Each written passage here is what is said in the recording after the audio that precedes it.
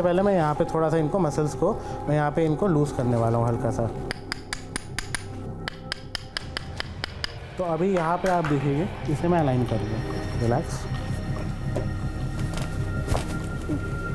यहाँ से जो मुझे टाइटनेस लग रही थी वो मुझे इस वक्त थोड़ी फ्री लग रही है और पेन तो मुझे कहीं पे भी नहीं हो रहा है। बाबा जी की बूटी वैद्य वर्सेस विज्ञान में अब तक आपने देखा कि किस तरह से chiropractic therapy expert Gautam Batra spinal manipulation से हड्डियों और जोड़ों का दर्द दूर करने का दावा करते हैं। इनके दावे को जब हमने आधुनिक विज्ञान की कसौटी पर कसा, मेडिकल साइंस के जानकारों के सामने रखा, तो क्या हुआ यह भी देख लीजिए।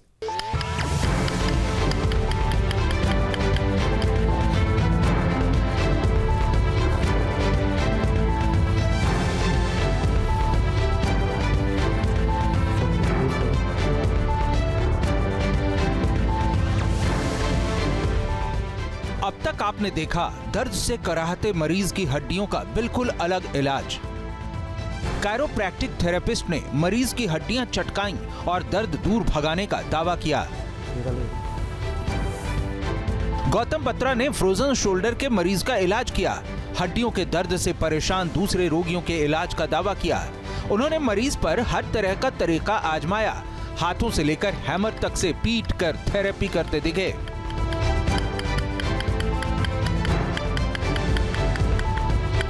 गौतम बत्रा के इलाज के ऐसे उपाय आखिर कितने कारगर रहे, खुद मरीज की जुबानी सुनिए। तो ये जो अभी जो किया उससे थोड़ा आराम मिला आपको? यहाँ से मुझे थोड़ा सा ना फ्री लग रहा है, यहाँ पे बहुत ज़्यादा मतलब जैसे टाइटनेस थी वो मुझे थोड़ा लग रहा है कि रिलीज हुई है। रिलीज हुई है? हाँ जी। गौतम बत्रा का दावा है कि स्पाइनल कॉर्ड से जुड़ी कोई बीमारी या दर्द हो, मरीज किसी उम्र का हो और उसकी बीमारी चाहे जितनी पुरानी हो, वो अपनी थेरेपी से तुरंत राहत देंगे। तो मैंने ये तो बताया कि मसल जो है अटैच होती है, तो लेकिन जब अगर आपका ये सारा टाइटनेस है तो हमें उसको एक तरह से हमें मूवमेंट देना है वहाँ पे, तो उससे हमें जो है सारा नर्व्स के ऊपर मसल्स के ऊपर से प्रेशर हट जाता है। हम लोग जैसे अगर मसल्स रिलीज भी करेंगे तब भी जो मिस अलाइनमेंट है वो रह जाता है। आपने देखा एक तरफ गौतम बत्रा अपने इलाज के तरीकों को लेकर कितना पुख्ता दावा कर रहे हैं, लेकिन उनके दावे सवालों के घेरे में आ गए जब उन्होंने स्टूडियो में एक नए मरीज के इलाज से इनकार कर दिया। जैसा इन्होंने भी जैसे बताया था पहले HLA-B27 का, तो अभी हो सकता है इनका जो टेस्ट है वो नेगेटिव आया, बट इनके जो पूरी स्पाइन में इन्फ्लेमेशन है तो इनके केस में हम लोग अलाइनमेंट नहीं करेंगे। मतलब ठीक है, हम लोग सॉफ्ट टिश्यू वर्क करेंगे। गौतम बत्रा के मुताबिक उनके इलाज का तरीका फुल प्रूफ है और गारंटीड है। ऐसे में कायरोप्रैक्टिक थेरेपिस्ट गौतम बत्रा के इलाज का तरीका आखिर कितना कारगर है और क्या वाकई में इससे मरीजों के दर्द में राहत मिलती है, उनके ऐसे दावों को आधुनिक विज्ञान और मेडिकल साइंस की कसौटी पर परखने का हमारा ये सिलसिला जारी है। लेकिन कैमरे पर बताइए आपकी जो दिक्कत है, अपनी पूरी मुझे बैक में प्रॉब्लम है, लोअर बैक और नेक में और नेक भी है, ठीक है। प्लस मेरे पैर में भी वो टफनेस रहती है, पूरा टाइट रहता है, मसल दर्द होता है, पेन होता है, मैं सीधा सो नहीं सकता, सोने में तकलीफ होती है, सांस नहीं आती मुझे। ठीक है, सांस नहीं आती? हाँ, मगर मैं सीधा सो गया तो मुझे 2 मिनट के बाद मेरी सांस आने लगेगी क्योंकि मसल्स पूरे एकदम ब्लॉक हो जाते हैं मेरे। तो आपको यहाँ पेन आना शुरू होता है या आपको लगता है कि आपकी नॉस्ट्रिल भी ब्लॉक्ड है? नहीं, नॉस्ट्रिल मेरी ब्लॉक नहीं है, सिर्फ पेन की वजह से मुझे घबराहट होने लगती है। ठीक है, तो इसलिए मैं ना सीधा सो सकता हूँ ना उल्टा। तो दिन में आप लेट पाते हैं सीधा? मैं सीधा लेट ही नहीं पाता, बिल्कुल नहीं। मैं 3 साल से सीधा नहीं लेट पा रहा हूँ। तो इसका आप कैसे कर रहे हैं अभी तक?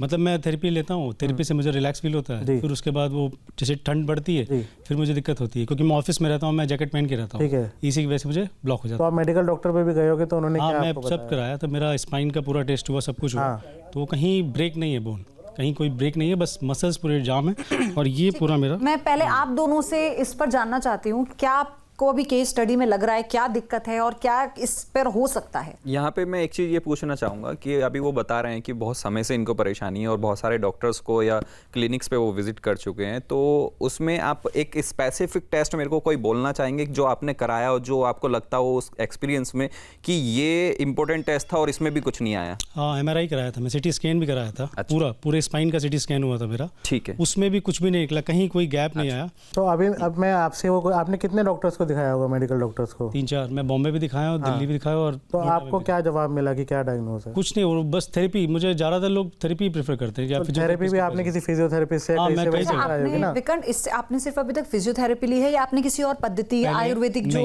आप हम इनका क्या इलाज हो सकता है और कितने % चांसेस हैं, कितनी सिटिंग आप इनकी ले सकते हैं, क्या है? अब आपके सामने पूरी केस स्टडी है। तो इनका पहले हम इनको वॉक करा के स्टैटिक और डायनेमिक, ठीक है, तो मैं चाहती हूँ कि जो भी आपको करना है उसको आप जल्दी मतलब जल्दी से मेरा मतलब है कि आप उसको डायग्नोज करें इस तरीके से, ताकि हमें देख पाएं कि कितनी पॉसिबिलिटी है। वैसे रखना है, ठीक है?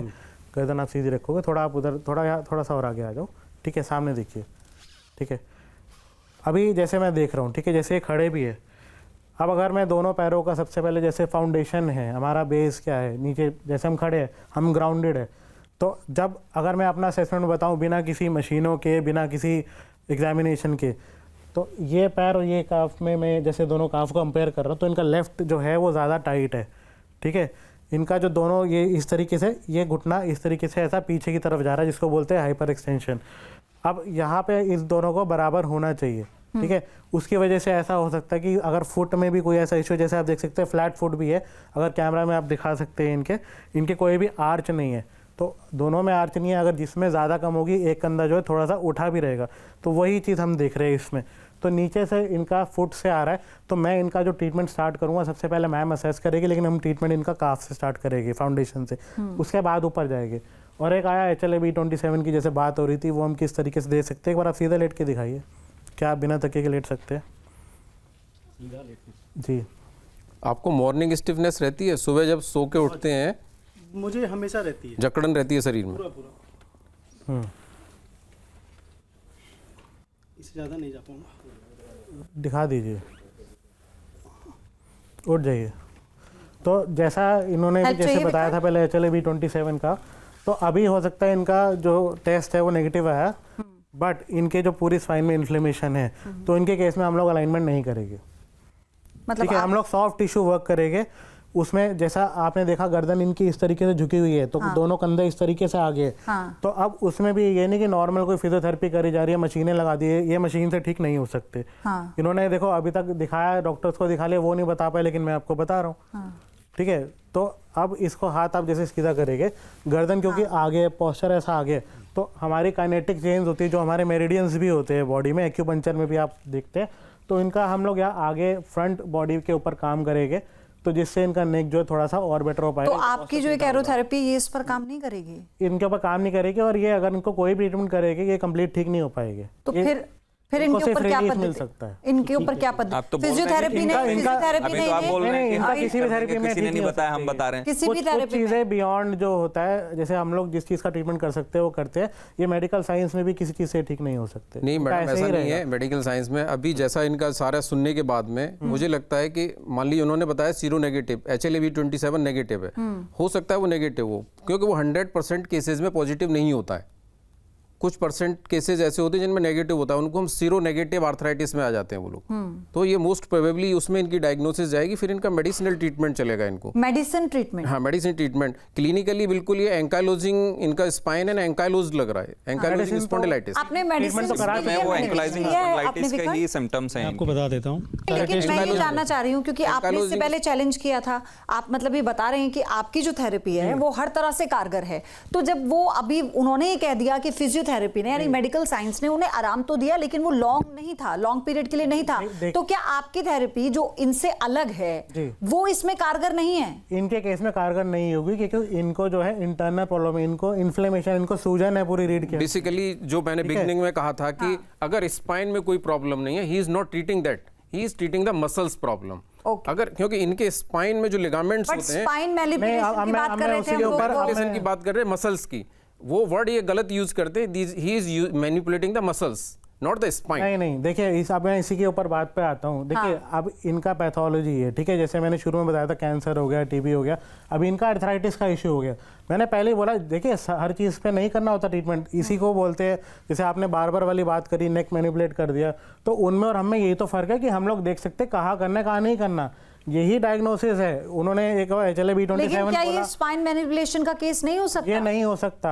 आप जैसे मान लीजिए किसी घुटने की ग्रीस बिल्कुल, बट आपने कहा कि स्पाइन पे सूजन है इनकी। इनके बिल्कुल स्वेलिंग है, हाँ। इन्फ्लेमेशन इनके पूरी यहाँ पे स्पाइन के अंदर है, हाँ। इसलिए इनकी बिल्कुल मूवमेंट नहीं है। लेकिन वो इनको इंटरनली, क्योंकि मेडिसिन खा चुके, उन्होंने पहले बोला कि ये मेडिसिन से ठीक हो जाएंगे।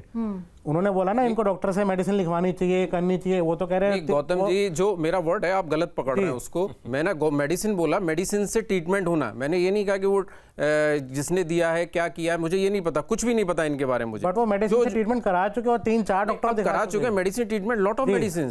अब उस समय पे हो सकता है नहीं काम किया हो किसी मेडिसिन ने। ऐसा नहीं कि वो मेडिसिन दिया गया केवल डोलो लेने के बाद ही बुखार नहीं उतरता। काम करता था, काम करता है, मतलब थोड़े टाइम के लिए काम करता था, बट लेकिन वो ठीक कभी नहीं हुआ। एंकाइलोजिंग स्पॉन्डिलाइटिस में मेडिसिन आपको कंटिन्यूअस लाइफ लॉन्ग लेनी होती हैं, उनकी डोज कम हो जाती है। तो पेन किलर है सर। अभी जितना मैं समझ पाई हूँ, उन्होंने जो अपनी दिक्कत बताई, लेकिन उसका समाधान ना मेडिकल साइंस ने उन्हें दिया, ना ही किसी पद्धति ने उन्हें दिया। He is a young man, और अगर इतना खर्चे करने के बावजूद भी, इतने मेडिकेशन, इतनी थेरेपीज, इतनी पद्धतियों के बाद भी अगर नहीं हो रहा, तो फिर क्या फायदा? तो हम तो कह रहे हैं कि वो ठीक कर सकते हैं तो ठीक कर दें, पर वो मैंने तो कहा नहीं। देखिए, एक पैथोलॉजी है इनको, ठीक है, एक इनको इशू अलग है।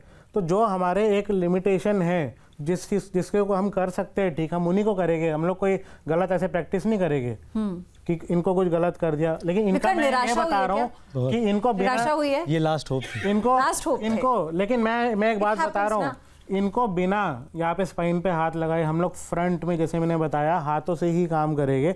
इनकी जो टाइट मसल है हम लोग लूज करेंगे, तो उससे इनको इम्प्रूवमेंट आएगी। उसमें आप थेरेपी करेंगे, फिजियोथेरेपी करेंगे हम लोग। देखिए, अगर कोई ऐसी पद्धति है जो हमारे दर्शकों ने नहीं देखी, जो आप करना चाहते हैं, तो मैं चाहती हूँ कि आप वो कर दिखाएं। ये हमारा फेशिया है, हम लोग फेशिया को मैनिपुलेट करेंगे, लेकिन बिना बोन को कुछ करे हुए।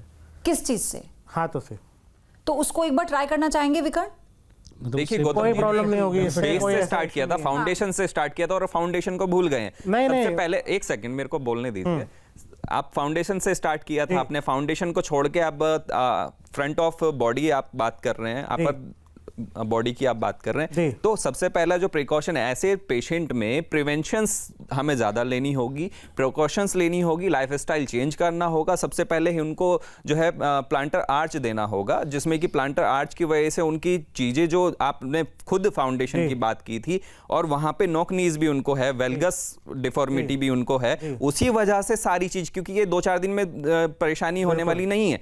ये बड़े लंबे टाइम से इन सब चीजों से सफर करते आ रहे हैं, तब जाके उनके आज बॉडी का ये हाल हो गया है, क्योंकि 3 साल से तो डॉक्टर को ही दिखा रहे हैं। तो अभी मैं विकर्ण आपसे जानना चाहती हूँ, क्या आप वो जिसका ये बात कर रहे हैं कि आपकी बॉडी में जो स्टिफनेस है, उस पे वो कुछ काम कर सकते हैं, उसे वो खत्म कर सकते हैं? आप पर उससे क्या मुझे बेनिफिट मिलेगा? मतलब मुझे चंद घंटों का रिलैक्सेशन नहीं चाहिए।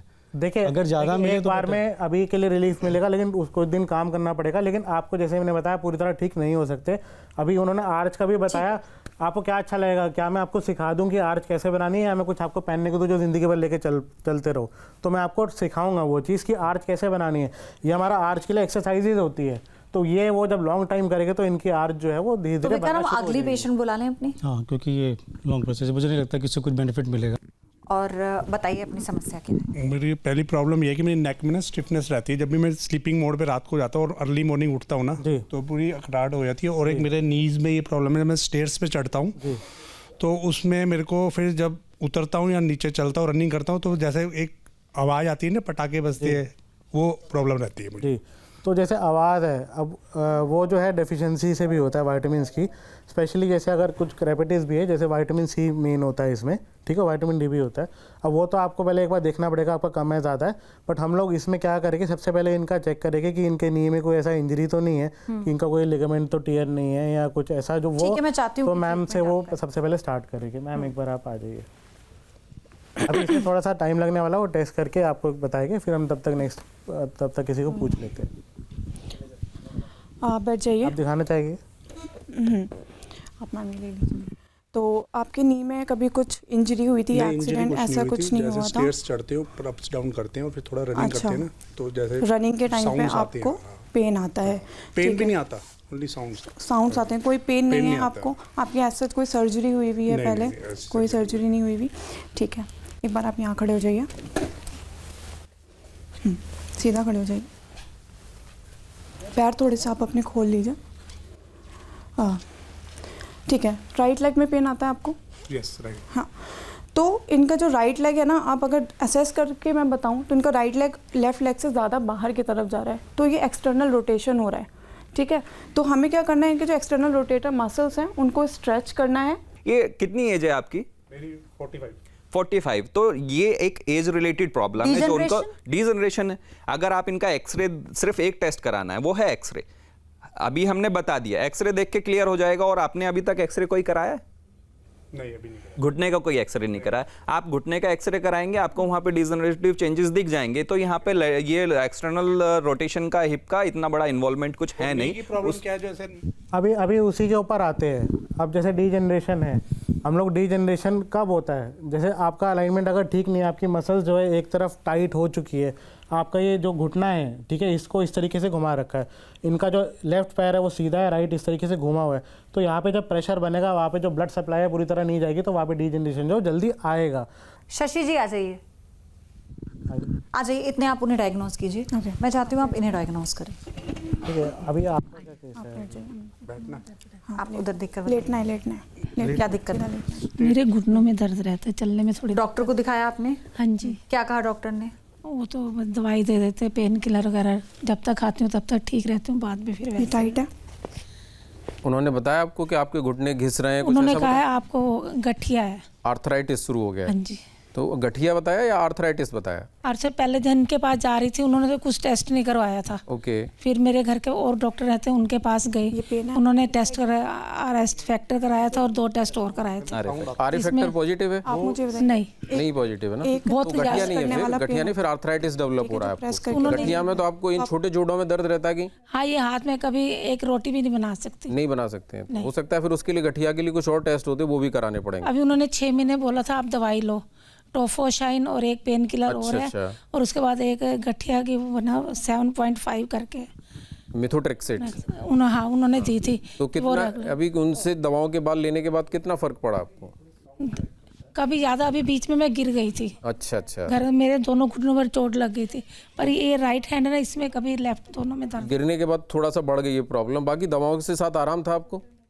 पहले तो आराम था, अब नहीं है इतना। ओके। अब दोबारा जाना था, अभी गई नहीं। ठीक है, वो दवाओं की डोज आगे पीछे करनी पड़ती है। तो देखिए यहाँ पे फिर से वही चीज आती है, जैसे कि मैम भी बता रहे हैं कि जैसे सर ने अभी सारा डिस्कशन किया, उनकी पूरी हिस्ट्री ली, देन उसके बाद में ट्रीटमेंट भी डिस्कशन हुआ, तो उसमें लास्ट चीज उन्होंने बोली कि मैं गिर गई थी। गिरने का सबसे बड़ा रीजन क्या है?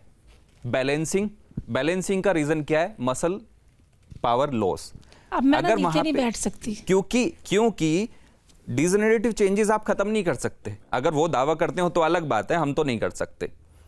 ठीक है, उसे वह रोक सकते हैं, उसको रोक सकते हैं, उसका जो स्पीड है उसको डिले किया जा सकता है। मतलब जैसे ऐसे समझें कि सरल भाषा में कि अगर एक घुटना आपका अभी 10 साल चलना है तो वो 20 साल चल जाए। 10 साल से 15 साल 20 साल तक उसको चलाया जा। बहुत आसान कर देते हैं। आप गिरे कैसे थे? नहीं, पर मैंने चश्मा नहीं लगाया हुआ था, पता नहीं चला, एक बार नाली में पाँव चला। चलिए कोई नहीं, इनका वो बैलेंस प्रॉब्लम नहीं था, वो इनका ऑब्स्टेकल आ गया, उस वजह से गिरे। तो हम देखें, आप आकर बताएंगे वहां पर कि उनके साथ क्या हो रहा है? हाँ, उनका मैं बता देता हूँ। आप अपना इधर आ जाइए। अभी जो आप ये देख रहे हैं, इनका जो है हैमस्ट्रिंग मसल स्ट्रेच कर रहे हैं। हाँ। इन्होंने इससे पहले जो है इनका असेसमेंट जो करा होगा, जो यहाँ पे आप इतनी देर से दिखा रहे हैं, तो ये हैमस्ट्रिंग स्ट्रेच है। ये क्या है, जैसे अगर आप देखते हैं कि ज़्यादा देर बैठते हैं, जिनका भी काम है, उनका बैठने से ही जो हमारे ये पीछे की मसल्स है वो टाइट हो जाती है, बहुत ज़्यादा सिकुड़ जाती है। अब उसको खोलने के लिए ये इतनी हार्ड हो जाती है कि हम लोग खुद से नहीं कर पाते। तो इनको हम लोग स्ट्रेचिंग इसके बाद सिखाएंगे, लेकिन सबसे पहले एक इनका रेंज ऑफ मोशन इंप्रूव करेंगे, जिससे इनको लगे कि ये जो घुटना है थोड़ा सा सीधा हो गया और इनका जो क्वाड है थोड़ा सा इंप्रूव हो जाएगा, जो आगे की मसल्स है। तो इसलिए ये हम इनकी मसल्स को लूज़ कर रहे हैं। तो कोई भी जैसे बैठे हर आधे घंटे में थोड़ा सा एक आप ब्रेक लीजिए, चलिए, ये तो हैमस्ट्रिंग बहुत ज़्यादा टाइट होती है। अभी ये जो है गन है, ये इलेक्ट्रिक गन होती है, ये भी हैमस्ट्रिंग के ऊपर वर्क कर रही है। इसमें एक फोर्स होती है जिससे हम जो टाइट मसल है उसको लूज़ कर रहे हैं, काफ के ऊपर काम कर रहे हैं साथ। तो अभी मैं इनके हैमस्ट्रिंग मसल्स पे, काफ मसल्स पे और हमारे नी के पीछे पॉप्लिटियस मसल होता है, उस पे काम कर रही हूँ। और एक स्पेसिफिक चीज़ और मैं बता दूं कि जैसे हम लोग देख रहे थे, इनका पैर इस तरीके से घुमा हुआ था। तो सबसे पहले तो हमें चाहे फिर आप बता सकते हैं कौन सी मसल की वजह से इस तरीके से घूमता है? मसल अभी उनका लेग तो घूम ही नहीं रहा है ना। नहीं, जैसे हमने देखा कि इनका एक फुट लेफ्ट में है सीधा है और राइट वाला ऐसा फ्लेयर्ड आउट तो है। मैं असिस्ट करूंगा, मैं अपने लेवल पे असिस्ट करूंगा, तब मैं बताऊंगा। क्योंकि अभी जो आपकी चीज़ें हैं वो मल्टीपल चीज़ें हो रही हैं। क्योंकि अभी जो आप हैमस्ट्रिंग की बात कर रहे हैं और हैमस्ट्रिंग को लूज करने की बात कर रहे हैं, हैमस्ट्रिंग को स्ट्रेच भी किया आपने, पर हैमस्ट्रिंग का लेटरल फ्लेक्शन से तो कोई लेना देना ही नहीं है, एक्सटर्नल रोटेशन से। बिल्कुल है। तो मैं आपसे ये पूछ रहा हूँ कौन सी मसल उसके लिए रिस्पॉन्सिबल होती है। आप फिजियोथेरेपी में ट्रीटमेंट कर रहे हैं तो आपको एक मसल की नॉलेज होगी, तो आपको पता होगा कौन सी मसल है जिस वजह से हमारा जो ये पैर है बाहर की तरफ जाता है। तो आप बताइए। जो हमारी ये हिप मसल्स हैं, जो ग्लूटियस वगैरह हैं, ग्लूटियस मैक्सिमस है, उसका इन्वॉल्वमेंट उसमें पूरा रहता है, ठीक है।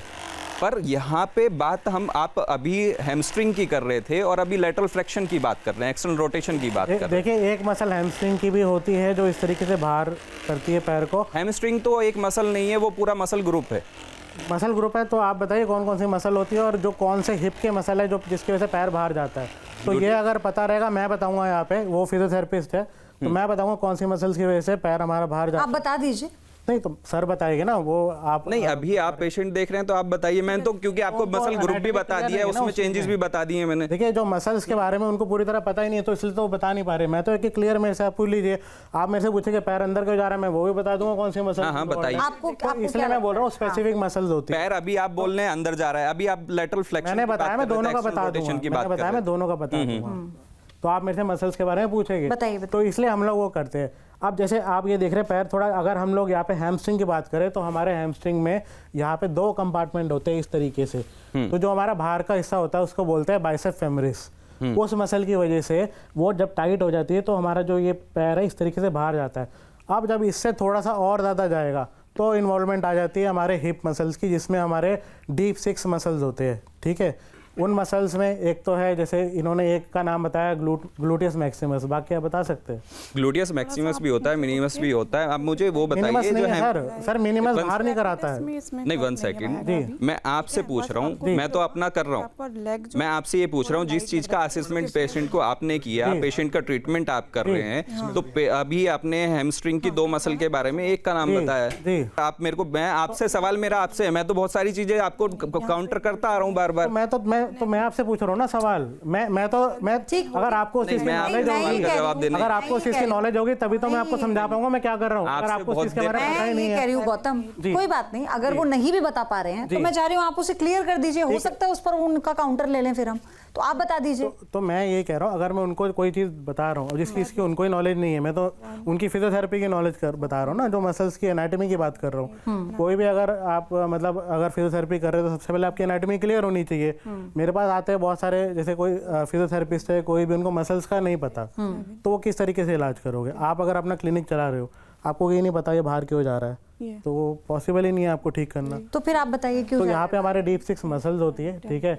एक तो ग्लूटियस मैक्सिमस है, ठीक है, जेमिलाई सुपीरियर इंफीरियर हो गया, ठीक है।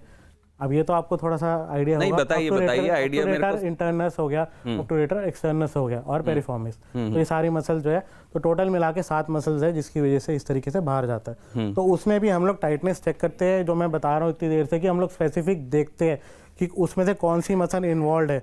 ये नहीं कि हमने रैंडमली कुछ भी कर दिया। इनका क्या इलाज होगा? इनका जो है, इनका सबसे पहले वहीं पे चेक होगा। इनका भी जो मैनिपुलेशन है, पहले इनका एक्सरे चाहिए होगा मुझे, तभी मैं उस हिसाब से करूँगा। तो एक्सरे मेरे पास नहीं है, ठीक है। ठीक है मैम, आप जा सकते हैं। ये आप माइक लीजिएगा उठकर और बताइए हमारे दर्शकों को कि कैसा आपको फील हुआ, प्लीज। फीलिंग का तो ये है जी, एक जो राइट साइड है जो उसमें इन्होंने ट्रीटमेंट किया है वो तो रिलैक्स है, मतलब फ्री हो गया, मतलब वो इस तरफ वो सेम पोर्शन है। इससे पहले फिजियोथेरेपी करवाई थी आपने? नहीं। तो ये आपका कोई ऐसी, आपने पहले कोई ऐसी पद्धति ली हो? नहीं, ऐसी कोई नहीं ली। मतलब आपको आराम मिला है? तो हमने काम जो है राइट साइड पे करा, लेफ्ट की बात हुई नहीं थी। प्लस जो डेफिशिएंसी है विटामिन सी, एक बार देख लीजिए आप, लेके तो इम्प्रूव हो जाएगा। ठीक है, मुझे एक लास्ट कमेंट लेना है गौतम। जी बिल्कुल। डॉक्टर, आपके के कमेंट्स? मैं बार बार वही चीज़ बोल रहा हूँ कि अभी पेशेंट का जो असेसमेंट था, क्या वो सच में बाहर की तरफ जा रहा था जिस लेटरल फ्लेक्शन की वो बात कर रहे हैं? आप मेरे को एक बार चल के दिखाएंगे? क्योंकि अभी खड़े होते ही आपने बोला है कि मेरे को अभी रिलीफ है, रिलैक्स है। जैसे उस पे मसाज हुई है ना, तो ऐसा लग, जैसे आप कहते हैं मसाज होती है तो फिर थोड़ा तो उस समय टाइमिंग रिलीफ। ये माइक में बोलिए आप। तो जैसे कि अभी आपसे वाले पहले वाले पेशेंट आए हुए थे और उन्होंने भी कहा कि देखिए मेरे को टेम्परेरी रिलीफ नहीं चाहिए। हाँ जी। तो अभी अगर हम बात कर रहे थे, आपकी जो मसल की बात थी, मसल टाइटनिंग है आपको, जैसे कि क्योंकि मैं देख रहा था रेंज ऑफ मोशन आपको प्रॉब्लम आ रही है, आपका 90 डिग्री तक भी जो है फ्लेक्शन नहीं हो रहा था, ठीक है, वो आपको आपके साथ दिक्कतें हैं। पर जो चलने की बात है, क्या वो चलने के में आपको अंदर की तरफ पैर घुमा हुआ या बाहर की तरफ नहीं ऐसी कोई प्रॉब्लम नहीं। तो फिर हम उस चीज का ट्रीटमेंट क्यों कर रहे हैं? बार-बार हम लोग करेंगे ना। बाहर की तरफ आप देखिए कैसे खड़े, आपको दिख रहा है यहाँ से देखने में कि इनका पैर बाहर की तरफ, वो लेफ्ट वाला भी उनका है। अभी आपके कहते ही उन्होंने राइट को किया, तो डिफरेंस आप देख सकते हैं कि सामने से पहले से मैं देख रहा हूँ, वही हमने पहले भी देखा है, वो कैमरे में आप देख सकते हैं। चलिए ठीक है, उनको अभी बात नहीं, लेकिन पॉइंट ये है कि थेरेपी करवा के तो फिजियोथेरेपी के बाद भी पेशेंट वही कहता है जो थेरेपी आप दे रहे हैं कि मुझे आराम है। बात ये है कि जब अगर थेरेपी में मान लीजिए उसे आराम नहीं मिल रहा है या वो ठीक नहीं हो पाया, तो क्या गारंटी है कि वो इसमें ठीक हो जाएगा? क्या आप ये श्योरिटी देते हैं? गारंटी किसी चीज में देना गलत होता है, चाहे कोई भी थेरेपी हो। और अगर बात हो रही है कि इसमें रिस्क है, तो सर्जरी में सबसे ज्यादा रिस्क है। नहीं तो फिर आप सवाल नहीं उठा सकते ना, फिर तो वो तो मेडिकल, वो तो सर्टिफाइड है फिजियोथेरेपी। नहीं, क्योंकि आप भी वही कह रहे हैं जो थेरेपिस्ट कह रहे हैं। अंतर ये कि वो सर्टिफाइड है और आप लोग सर्टिफाइड नहीं। मैं थेरेपी की जो बात कर रहा हूँ, मैंने जैसे ट्रीटमेंट दिखाया कि मैं एक स्पेसिफिक ट्रीटमेंट कर रहा हूँ। मैं अगर असेसमेंट करके कर रहा हूँ, मैंने अगर मसल्स का भी, अगर वो जैसे अभी हमने देखा भी कि मसल्स का एक नॉलेज नहीं होगा, तो आप लोग चाहे फिजियोथेरेपी इस पे चले जाइए, तो उनको मसल के बारे में पता ही नहीं है पूरी तरह, तो आपको क्या रिहैब कराएंगे? वो तो जनरल एक रैंडम एक्सरसाइजेस तो सबको बताई जाती है, वो बता देंगे। हम लोग असेसमेंट करके बता रहे हैं। आप रिहैब पे काम नहीं कर सर, आप अलाइनमेंट पे काम कर रहे हैं। और बेसिकली क्या है ना, अभी आप यहाँ खड़े हुए हैं, मैं आपको सामने जाके खड़े होकर बोलता हूँ, हो आपका ये थोड़ा सा तिरछा नजर आ रहा है, योर साइकोलॉजी चेंज, बिकॉज आप you are working on the psychology of the person, क्योंकि वो पेन के साथ आ रहा है और आपने थोड़ा सा उसको ट्विस्ट कर दिया कि नहीं आपका थोड़ा सा ये टेढ़ा है, ये पैर छोटा है, ये आगे जा रहा है, फिर आप उस पर एक सेगमेंट को ट्रीट कर रहे हैं।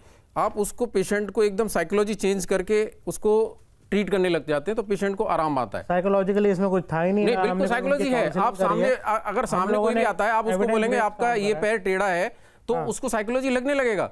आप 10 दिन तक सामने वाले से बोलते रहे, उसको टेढ़ा लगने लगेगा। तो फिर हम एक काम करते हैं, लेकिन आप देखिए ना, हम एक काम करते हैं, ये जो सवाल है ये तय करने देते हैं अपने दर्शकों को, क्योंकि आज की जो बहस है वो मुझे लग रहा है ट्रीटमेंट से ज्यादा आज हमारी जो बहस है वो बहुत गर्मा गर्म रही है। और सबसे बड़ी बात ये कि दोनों की अगर हम बात करें तो वो उसी का भाग था जो फिजियोथेरेपिस्ट करते हैं। अभी तक जो हमने जितने ट्रीटमेंट यहाँ पर देखे, आउट ऑफ द बॉक्स जाकर तो कुछ ऐसा इसमें भी नहीं था। और सबसे बड़ी बात ये कि सवाल यहाँ पर इसलिए भी उठता है कि अगर थेरेपिस्ट और मेडिकल एक्सपर्ट ये कहते हैं कि इस चीज की ठीक होने की 100% गारंटी नहीं है, तो वो तो आप भी कह रहे हैं, तो फिर आपकी पद्धति मेडिकल साइंस से या फिजियोथेरेपी से अलग कैसे है? तो ये तय करने देते हैं हमारे दर्शकों को। बहुत बहुत धन्यवाद आप सभी का हमारे साथ जुड़ने के लिए। हमारे स्पेशल सेगमेंट में बाबा जी की बूटी, वैद्य वर्सेस विज्ञान, यानी सच्ची या झूठी, ये आपको तय करना है। बने रहिए।